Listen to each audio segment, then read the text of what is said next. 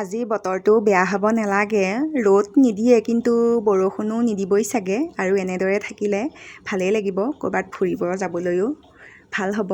আজি ক'ৰবালৈ যাওঁ বুলি ভাবিছোঁ, যাবলগীয়া আছে।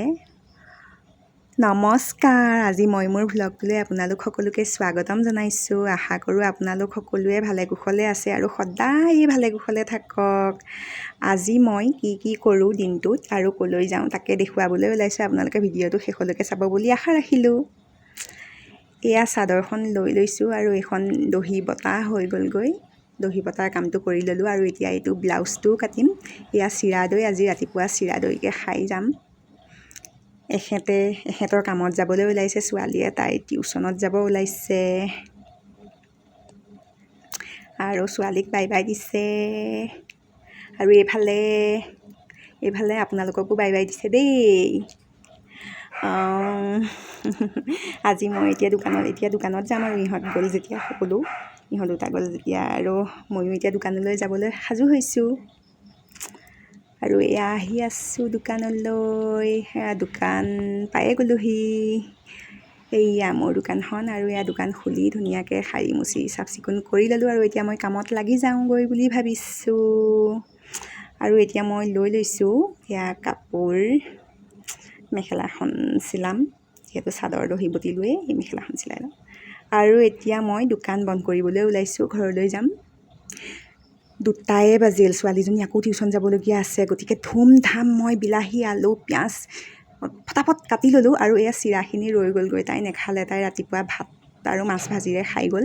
আমি দৈ চিৰা খালোঁ আৰু এয়াকে ধুমধাম বনোৱাত লাগি গৈছোঁগৈ। যিহেতু তাই যাব লাগিব, এয়া তৰকাৰী হৈ গ'লগৈ মাছৰ বিলাহীয়েদি। আৰু এতিয়া ক'ৰবাত যাম বুলি যে কৈছিলোঁ ফুৰিবলৈ, এয়া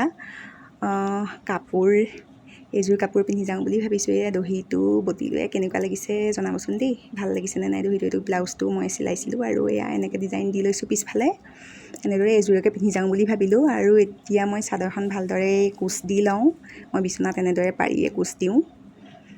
আৰু এয়া মোৰ কোচ দিয়াও হৈ গৈছেগৈ, ধুমধাম যাম।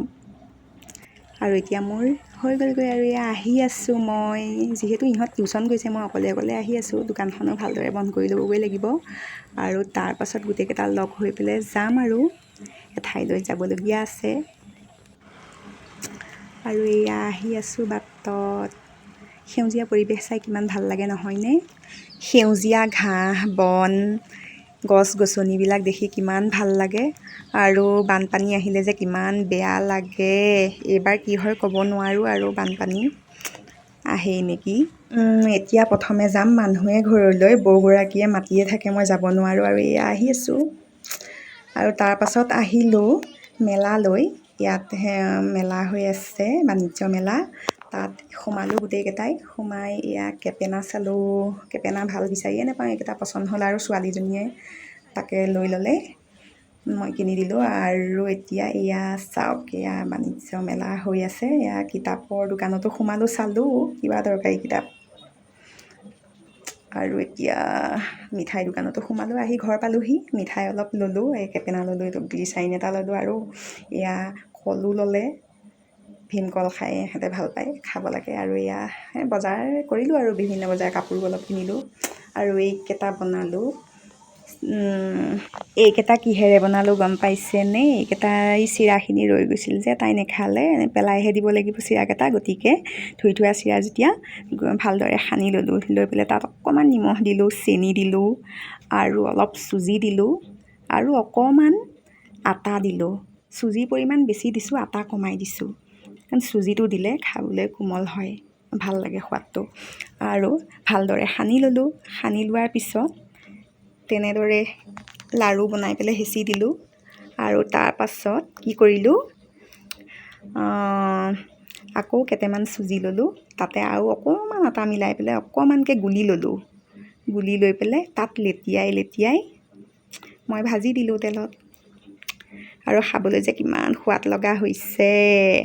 আৰু এয়া ৰাতিৰ কাৰণে এয়া চব্জি অলপমান বনালোঁ, দালি বনালোঁ, চব্জিখিনি বনালোঁ, ভাতকেৰেলা, পটল, আলু এনেকৈ। আৰু এতিয়া মই দৈৰ ফেচুৱেল এটা কেনেদৰে বনাব পাৰি তাকে দেখুৱাবলৈ ওলাইছোঁ। যিহেতু আমাৰ বাবে সময় কম থাকে, ষ্টেপ বাই ষ্টেপ দৈ মাছাজ, দৈ চেনি স্ক্ৰাব, দৈ ফেচ মাস্ক আদি কৰি থকাৰ সময় নাথাকে। মোৰ দৰে বহুতো মানুহ আছে সময় নথকা বা এলাহতে নকৰে, কৰিবলৈ ইচ্ছা নকৰে। গতিকে একেবাৰতে হোৱাকৈ মই আপোনালোকৰ কাৰণে এটা ভিডিঅ' প্ৰস্তুত কৰিছোঁ। চেনি, দৈ, আটা, মৌ, নেমুৰ স্কিনত শ্বুট নকৰিলে বিলাহী দিব পাৰে, বিলাহী নিদিলেও কথা নাই। গতিকে গোটেইখিনি মিক্স কৰি মুখত লগাব লাগে। ভালদৰে লাহে লাহে 5 মিনিটমান মাছাজ কৰিব লাগে। চেনিয়ে স্ক্ৰাব কৰাত সহায় কৰিব, মৌৱে টনাৰৰ কাম কৰিব, দৈত এণ্টিঅক্সিডেণ্ট, ভিটামিন চি আদি থাকে আৰু সূৰ্যৰ পোহৰৰ ক্ষতিকাৰক ৰশ্মিৰ পৰা আমাক ৰক্ষা কৰে।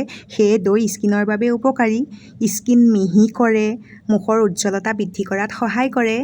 আৰু এতিয়া মই 15-20 মিনিটমান ৰখাৰ পিছত এনেদৰে তিতা কাপোৰেৰে মুচি দিলোঁ। আপোনালোকে ধুইও পেলাবলৈ পাৰে। আৰু আজিৰ ভিডিঅ'টো আপোনালোকৰ চাই কেনেকুৱা লাগিল জনাবলৈ নাপাহৰিব। ভাল লাগিলে like, comment, share and subscribe কৰি দিব। আকৌ লগ পাম, বাই বাই।